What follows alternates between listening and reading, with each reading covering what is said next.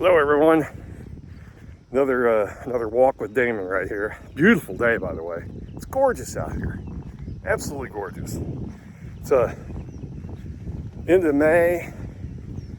Beautiful day. It's got blue skies. Hey there, I know you. It's the farmhand going by.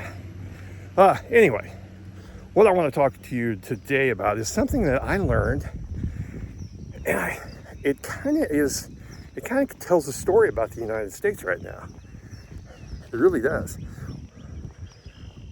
I was watching a YouTube last night, and they were saying, this guy had done some research, and he said that he doesn't believe that a Canadian team will ever win the Stanley Cup again or be a dynasty.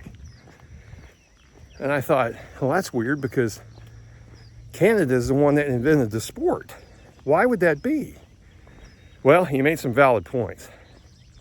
He says that there's several reasons for it. I'm just going to highlight two or three. There's more. There's some that gets down into the weeds. And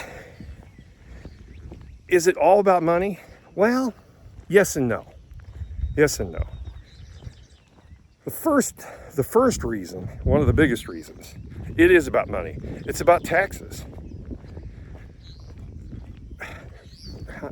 How do I put this? The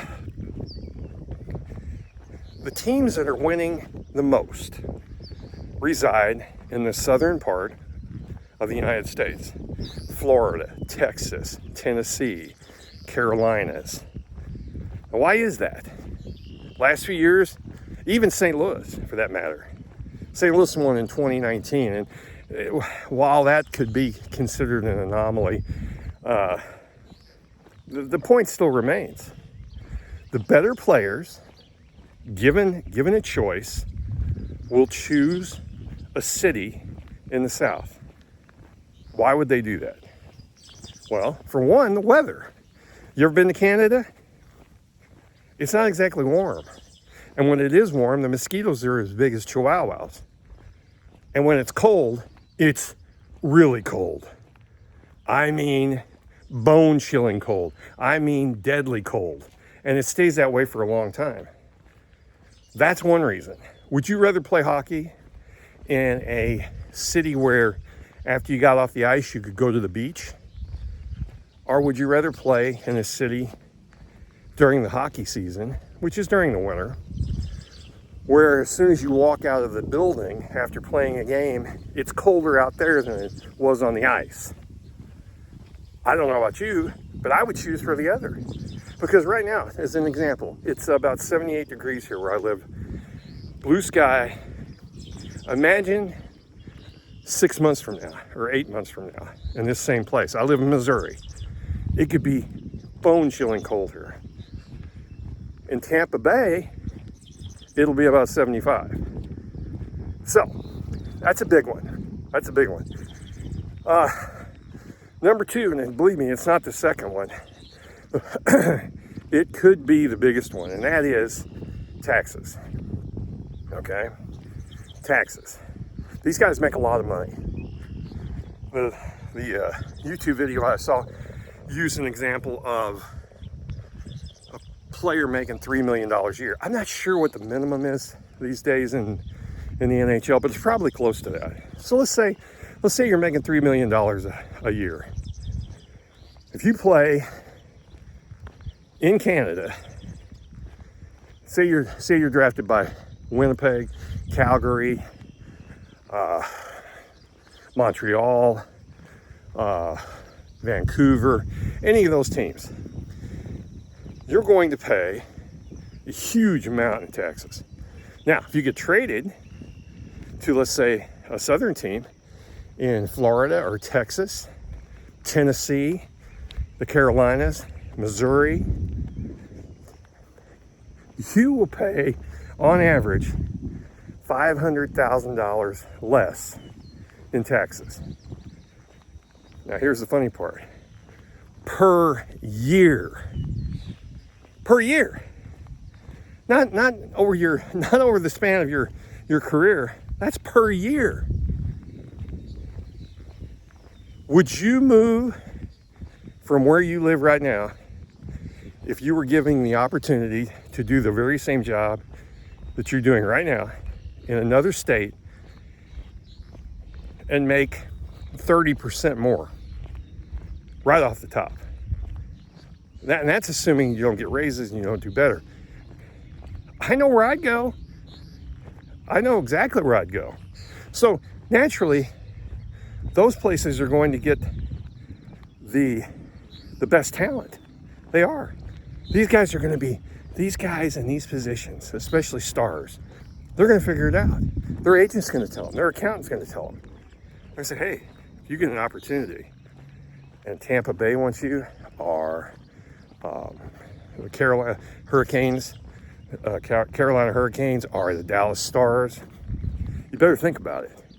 And here's one of them that I had not thought of even after watching this almost all the way through. He brought this up at the very end, and I thought this was interesting.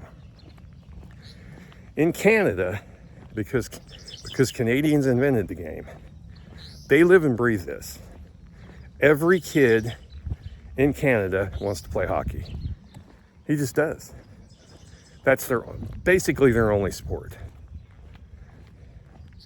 So when you play for a team up there, say you're a center or a winger for the Montreal Canadiens, if you have a bad night, you're going to hear about it. You're going to hear about it at the grocery store. You're going to hear about it everywhere you go.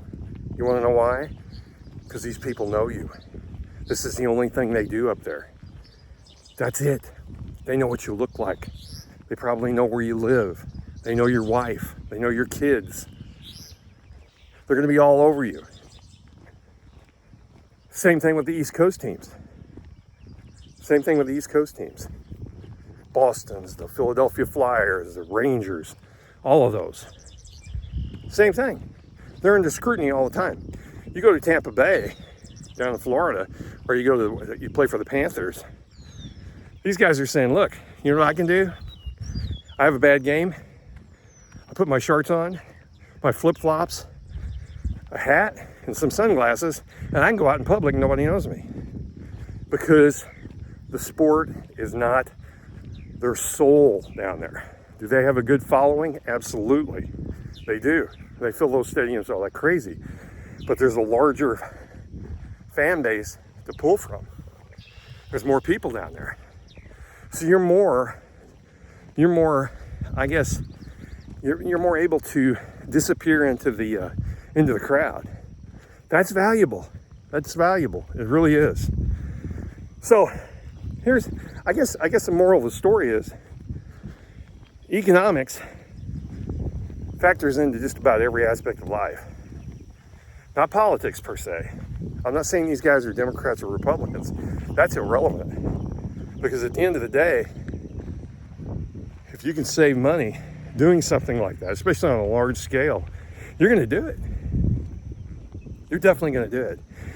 That's why a lot of companies, and I mean big companies, corporations, large corporations are moving to these places. Texas, Florida, Tennessee, North Carolina. You hear anybody moving? Have you heard anybody that's moving to New York City?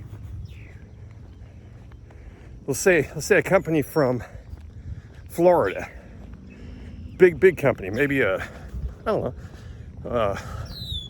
maybe a hedge fund. You heard anybody moving to New York City? How about moving to California? No, it doesn't happen. People are going to go where they can make the most money that they can possibly make. And they'll go to some place that's business friendly. And right now, Canada and the coasts are not that way. Not the East Coast, not the Northeast. It's definitely not. New York City's a disaster. But that's a story for another day. But it's something to think about. Right now it's the Final Four in the Stanley Cup playoffs. You've got Carolina, you've got Las Vegas, you've got Montreal, And oh, let's see, actually, that's it right now because that ended. So anyway, that's all I got on that. I just wanted to point that out. I think that's interesting that economics even follows the sports, and it'll have some effect on who is the best team overall. I'm not saying on a given night the New York Rangers can't be better than the Tampa Bay Lightning, but at the end of the day, you're going to have the Tampa Bay is going to have a better shot at getting the better talent because of many factors. Okay, all right, that's all I got, folks. Yeah, taking another walk with Damon. So we'll see you next time. Bye.